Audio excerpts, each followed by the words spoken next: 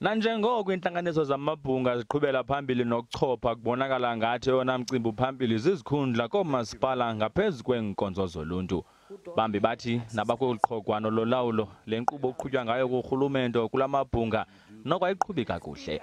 Umzekelo kutshanje kwisixeko saseGauteng izihlanganiswe ezimbini zebhunga ziphele ziyintshabalala njengoko ceba bebengavumelana indlela emakuvotelwe ngayo ikomiti ngelithi mayibe imfihlo bambi besithi mayibe sesidangalaleni.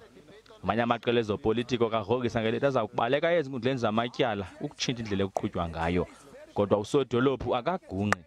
We're very happy for them to approach the courts because we know they will not succeed in court.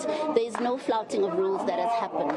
The EFF and the NC and their partners withdrew their nominations willfully so. Nobody asked them to do it. And the meeting continued. We had quorum when the withdrawal happened.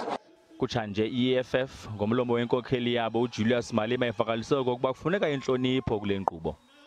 Let's look at the Ekurhuleni for instance. If the DA keeps on insulting the EFF and the EFF decide, look, let's go a different way. We can't take these racist insults from the DA. Ngolwesithathu umphathiswa weCocta eGauteng uLevy Mayile ugqibenise inhloko nosomlomo waseGauteng uVasco da Gama ndawenye namaqela ezopolitiko ebacela ukuba make bathi thimbilili babonelelane kule ngxaki. Both the ANC and the EFF are doing their best to frustrate those who have isolated them or who have vowed not to work with them. And that is not benefiting the ordinary citizens.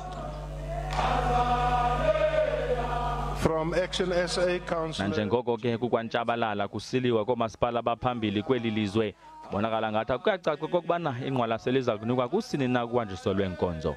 Ndingu Abongile Dumako kwindaba ze SABC eGauteng.